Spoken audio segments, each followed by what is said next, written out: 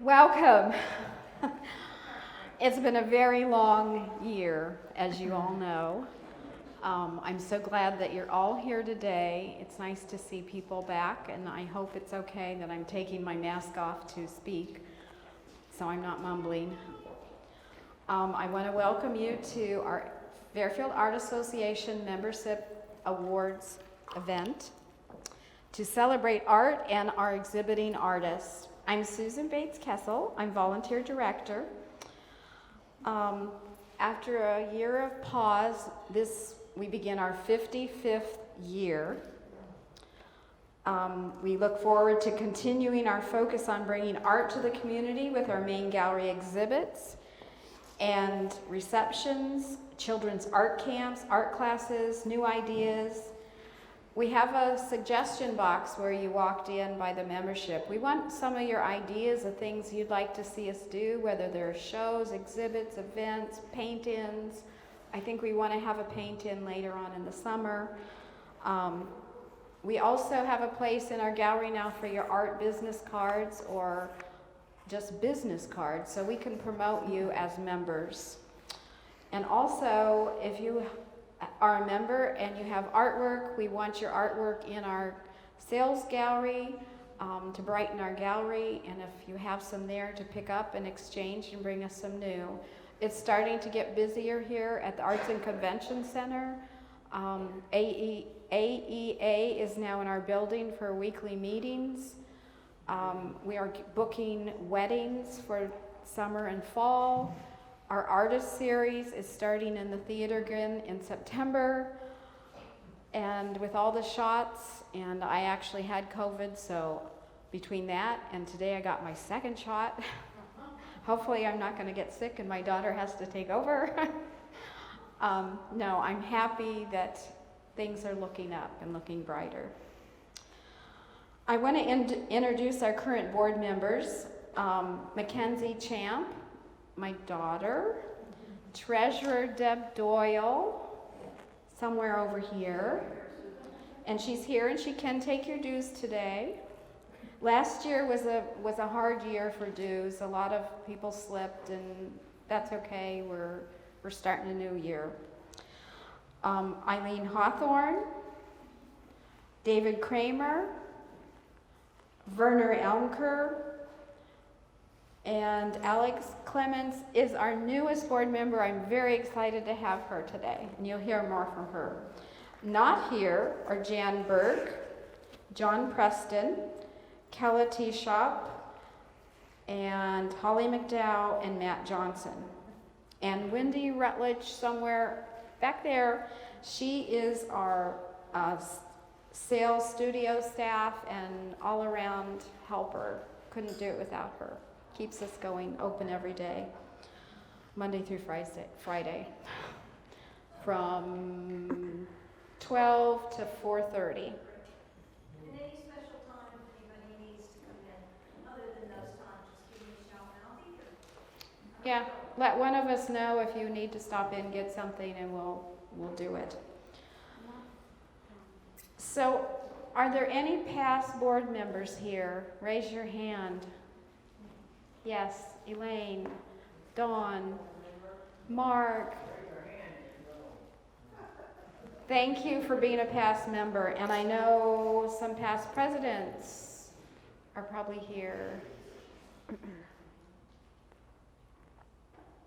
Not sure on that one. I'm really excited to mention we have some lifetime charter members here 55 years ago that started this organization. Dawn Kramer over here. Yay. Dawn was my junior high art teacher. And he did the exhibits for years and years and years and years. And when we moved into the building, things changed, and he needed to do a lot of other things, and still does. But we have honored him with naming our high school scholarship fund after him, and we do have an award winner this year that we're giving a scholarship. So it's named the Dawn Kramer Scholarship. And we also have Mark Schaefer is also a charter member, our youngest charter member.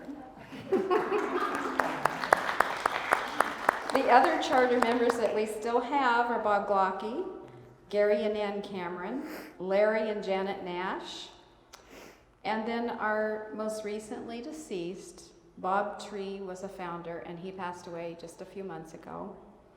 And Karen Howring was our board member, and she passed away last summer, unexpectedly.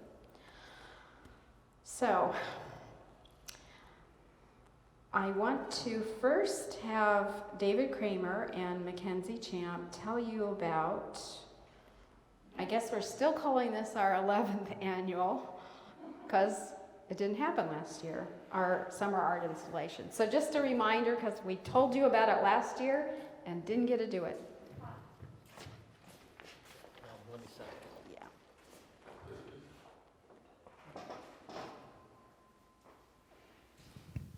Can you hear me? Yeah, you can hear me. All right. So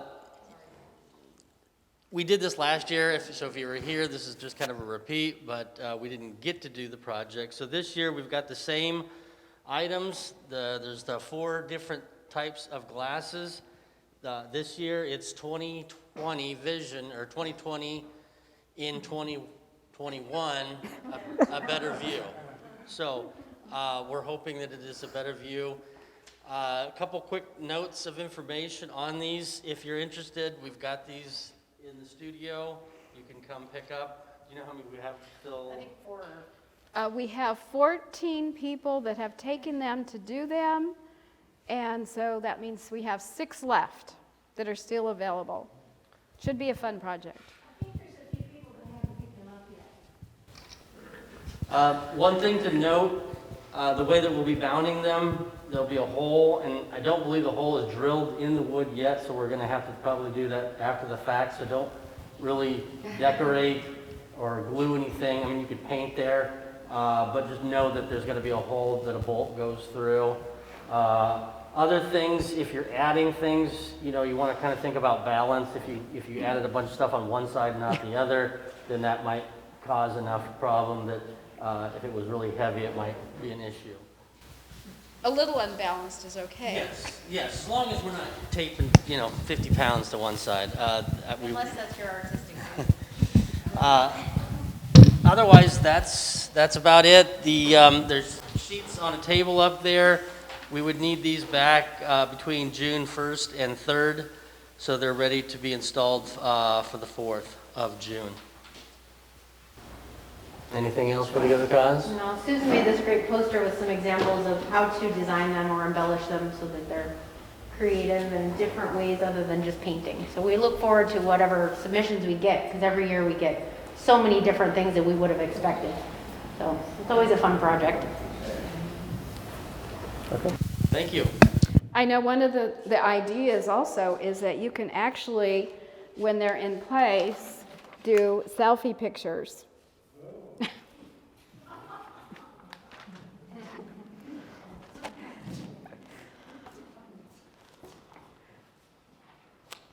Okay, many of you have asked about the traveling exhibit that we started last year with our membership show. It is still traveling. It never missed a single stop on the first year, which is amazing. It went to every single gallery and it was on exhibit. We sold 1 piece. So it's still on the road and it'll end in December of this year. It's in Fort Madison right now. From there, it goes to several locations around the Des Moines area, and then it will come back. So it's still going. A few of the places that had it, like Muscatine Museum, they said, "Are you doing this again? We would be interested in hosting your exhibit." So that was great. I do want to mention a few things. I want you to remember that the award winners need to stay after so Werner can get a photo of our winners, and that we'll keep the exhibit up through the end of April. And now we'll have the awards and critique. by Alex. I'm going to tell you a little bit about Alex.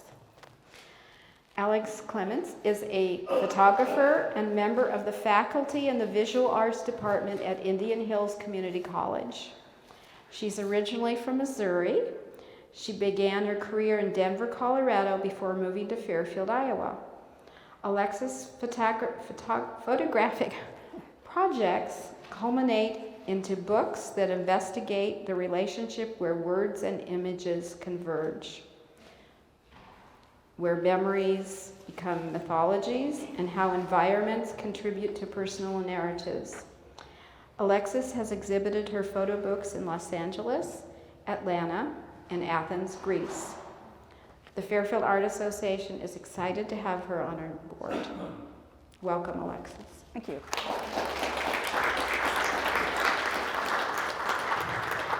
Hi. I guess I can take this off. Yes. Hello. It's the big reveal. I've never spoken into a microphone before, so that's kind of exciting. Just hold it up like you're Yeah. eating it or something. So should I put up my nose? No. Are you sure? I've been vaccinated. I've had the swab numerous times. So yes, hi, I am new to the Fairfield community. I've been teaching for a long time. So my experience in critiquing others is generally from a teacher to student relationship. So it's almost always based on how I can help students improve. But here I have established artists that have been doing this for a long time. I know nothing. I came in blind when I was asked to judge the exhibition here. I did have it in the gallery at Indian Hills, so my community out in Ottumwa also saw this, last year's exhibition. So upon first thinking about how to pick out winners for a member show here, I did a walkthrough. I came in one day when I thought nobody would be around and just kind of stealthily crept in and kind of spent some time, took some photos of everything because I'm one of those people that has to kind of think about things much later and sometimes a little bit longer than what's, I just can't make a decision right off the bat. It's not really how I operate. So I've been kind of mulling this over for a while. And then I went to our first board meeting and they're like, oh, by the way, did you think of something yet? And I was like, well, I have everything written down on an envelope. Envelope. Yes. That's a product of my grandmother. Yes. So I have 4 certificates here. So the pieces that I chose are probably very unassuming. I am very attracted to artwork that is, I guess, I would say meditative, quiet, has a sense of narrative to it, but above all else has a sense of presence, that it embodies a sense of space and atmosphere, okay? And so the 4 pieces that I chose were this 4-piece panel here at the seaside, the water in watercolor, okay? Actually the one next to it as well, my town. And Calm of the Cold White Light of Night.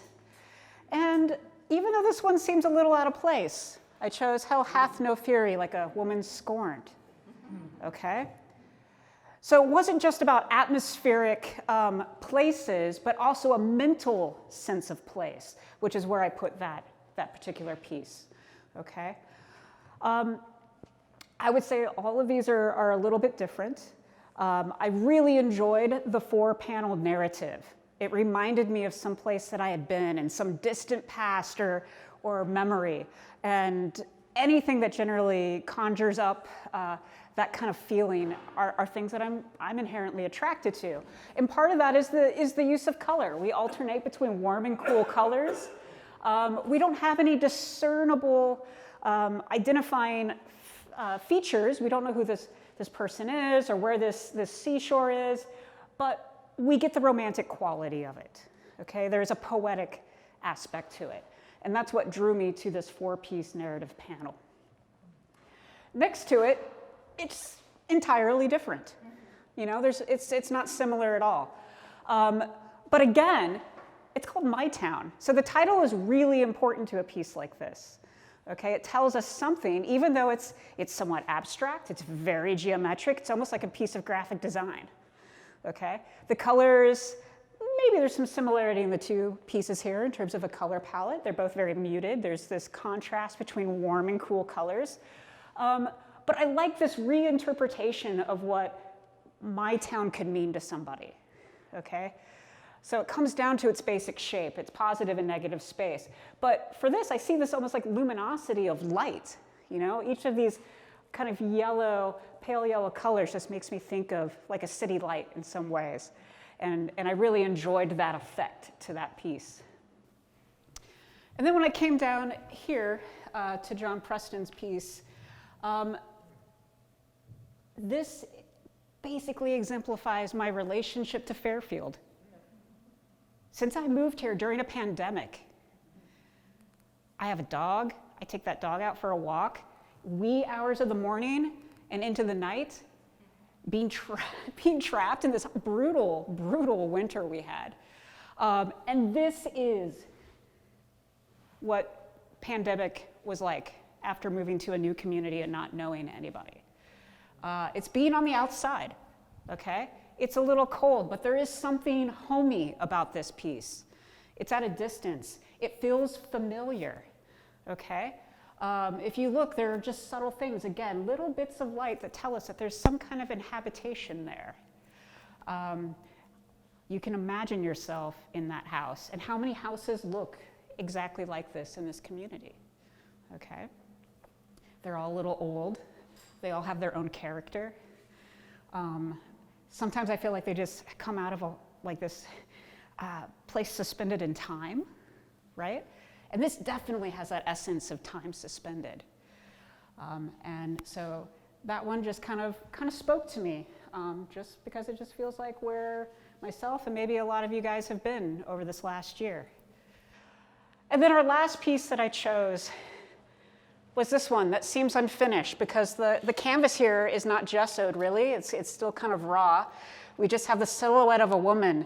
And yeah, it's a sad piece.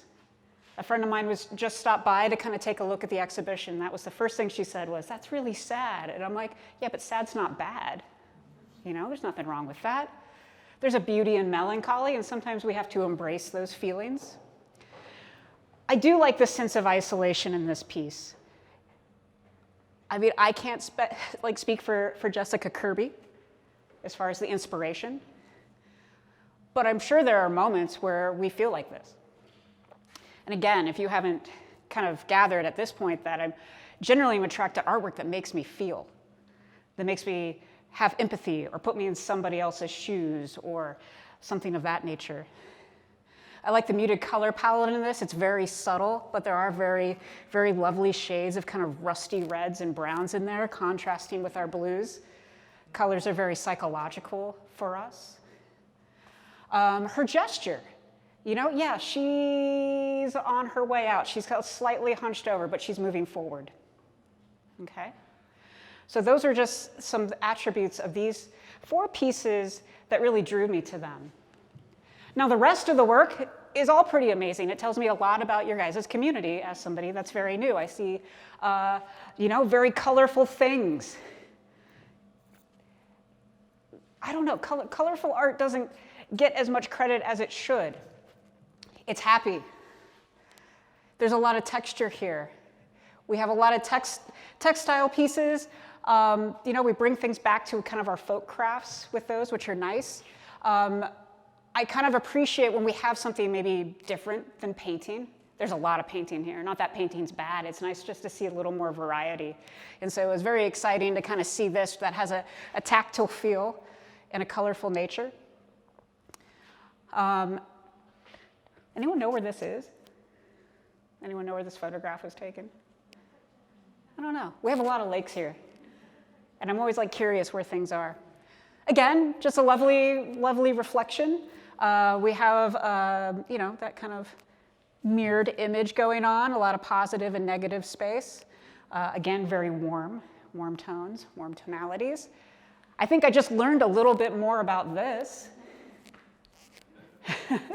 Would you like to say something about this? Because I think you have more, since you have a history with it. You gonna take the microphone? Sure, go ahead. Yeah, because she's also dressed the part. I think it's really important. I dressed the part of the unknown. In the 1400s, over a third of Norway died of the Black Plague. No one knew where it came from. No one knew how to get rid of it. No one knew. And from that 1400 time, there were Norwegian runes, there were Norwegian symbols that came out because people weren't reading. They were busy doing their hunting and gathering. The hunting was the male part, the gathering was all the work that the women did, and it was to protect them from evil. And so I've always thought that Norwegians decorated things because they had time to do it, and that's not the case at all. It was to communicate with the bad that they weren't interested. And so I have Viking runes in the background, and they are in the background. And then softly coming up in front are the band weavings that I'm doing right now, including real tales of weaving that has been done on my loom. Excellent. Thank you. How does that change your interpretation of this now? It now gives us a sense of context that I did not have when I first came to visit the exhibition. So I thank you for that. That's really, really important to know those things. Again, we have some more mixed media and lots of colorful play going on. I get the sense that maybe Fairfield artists are very colorful people. I don't know, maybe. Is Suzan here? Tell me about this one.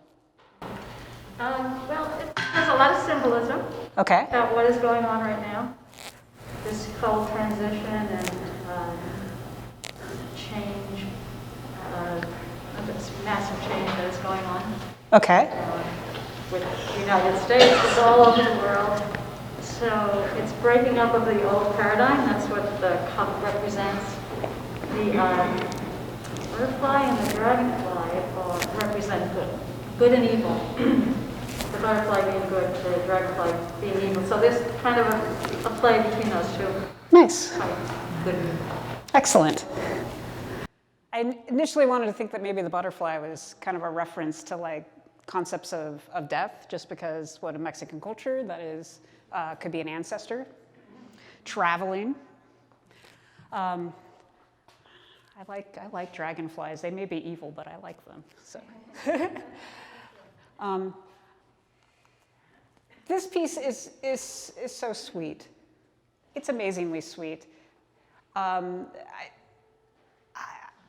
me, when I moved back to the Midwest, I did not understand how the absence of trees was so important while I was in Colorado and kind of in a mountain arid town.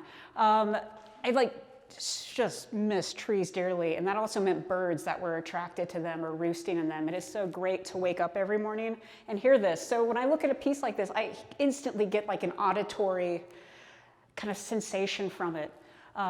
Same thing with this. They almost, it's great that they're paired next to each other. They almost complete each other in a way, just obviously thematically. And very similar colors that are also being represented there. But it gives us kind of more of a little personality of what could be there, that macro world that we don't obviously interact with. Please recycle your stuff. Please recycle. It's very important. Is Cindy here? No? I wanted to ask her about the Barren Landscape. I like it. It's sad, but I think it's necessary. But yeah, okay, so when I was growing up, mixed media was something I really enjoyed. So the inclusion of things like plants, obviously to make a statement. I really enjoy artwork that tells us something about what's going on in our world or with our collective consciousness. And I definitely think that hits those notes tremendously.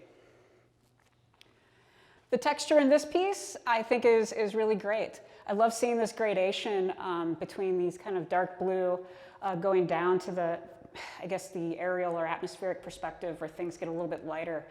But this definitely makes me think of Iowa and the Midwest for sure, and where I grew up. This thing sucks me in. Like, I just keep like wanting to stare at it. I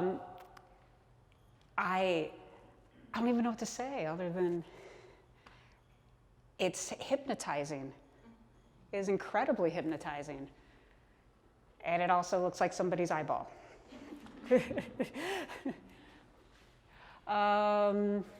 Let's see. So here we have some snowflakes. Very lovely, intricate designs in these. I don't know if anyone looked at these super close, but they definitely are representative of what we know about snowflakes being very unique and one of a kind. And they are very delicate and intricate in nature. Here we have something called Cosmic Cleanup. The title of this is great because I think that's how we all feel right now after a year of cosmic trash, basically. So just imagine all of that as our COVID floating around and vanishing out into space. What I enjoy about this is that it's called Cosmic Cleanup. So it kind of implies that something is dirty or needs to be, disposed of, but it's super colorful. So it's almost like a contradiction in some ways. And I like that playful quality when artwork has that. Here we have Suzanne's piece. Hi. Do you paint in a place or from a photograph? Both. Both? Most recently photographs, and I haven't done a lot for years, so I'm just getting back to it. Okay. I just like to ask because I'm always curious about where landscapes are and what draws people to them. I think we have this deep connection to the land, and it is the backdrop to our lives, this connection to nature. And this looks like a very off the beaten path kind of place. It looks like you would have to know where this is and have an intimate relationship with this kind of tangled environment.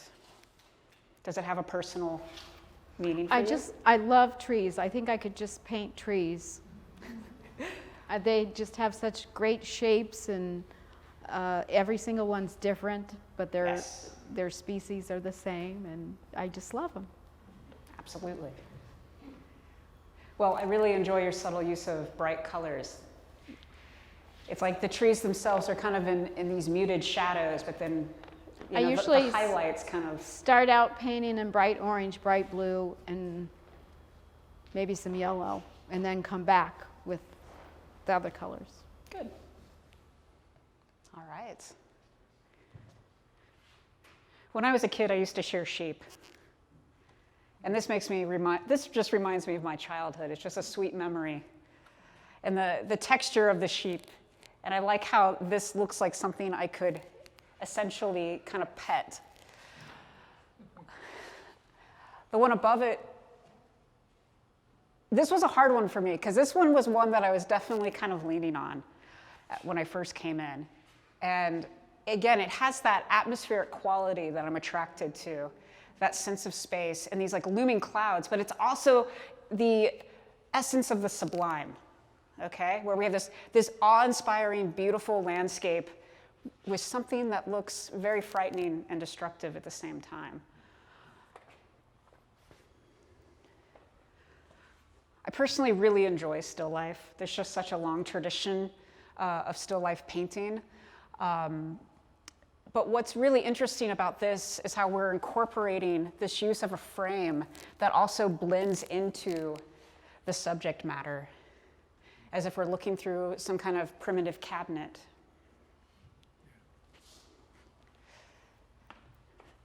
I really want to learn to weld. I look at this and I'm like, I wish I could do this. I think people that can weld and take industrial man-made materials and repurpose them to make something new out of them is an incredible skill. I love this. Like, this looks like some kind of like lobster claw to me. And you know, there's this playfulness where they almost become, I don't know, is it anthropomorphic? You know, where we try to make them almost like living animal kind of things. I don't know, there's a playful quality about it that I just absolutely adore. Hi, Pam. How's it going? We just met. Getting older every We're like best friends now. Okay, I just met all of you, which means we're all best friends now. Pam, your work is, shall I make the pun, iconic? I mean, I see it, and it's obviously yours, not just because of subject matter, but how you apply paint. I'm assuming that you have studied extensively just the deeper meaning of icon painting. Yeah, and I believe that's apparent. Your ability to render color with gold leafing is just impeccable. I mean, it's lovely. It's a breath of fresh air. And it's one of those things, as I was telling Pam and Paul earlier, like when I moved to the community and I'd take a walk, this was something I would notice in the storefront and stop and stare every time. It would always stop me in my tracks. And then lastly, we have a 4-piece of still life. It's called Breakfast, Lunch, Dinner, and Happy Hour, all things that I can get behind. And I love this because it's just very like European tradition, okay? And all of these things, you know, we look at this and it's very Mediterranean in terms of just the painting style with the still life, the use of color, the way that the background kind of recedes into darkness. And then again, just that kind of reconnection with the history of still life painting, which has been just so deep in the history of art to begin with. Okay? All right, is that? Did we miss yours, Wendy? Yeah. Okay. I think Which it was one? The colorful one up above The horses? yes. Okay. We have horses.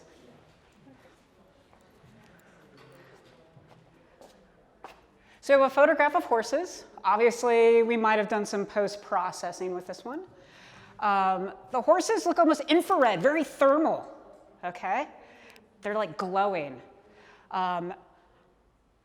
If I'm assuming that you have a very good connection with horses, that you have this deep, spirited connection with horses. All of the people I know that are very passionate about horses feel like horses transcend something on this earth for them. They have this deep connection with them. I'm very curious what's going on back here because the way that the processing has been applied to the photograph, it feels very dark back there. Who made it? Well, Wyndi, what's going on? It was getting ready for sundown. Sundown? It looks scary back there. Are happy now. They look happy, but it looks like the world's like ending. Their day's over. Well, yeah, obviously. They're like running from the COVID. They're just like, let's go over here.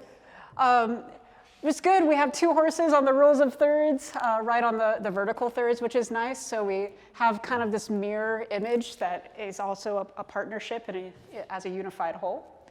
And again, just very, very thermal and colorful.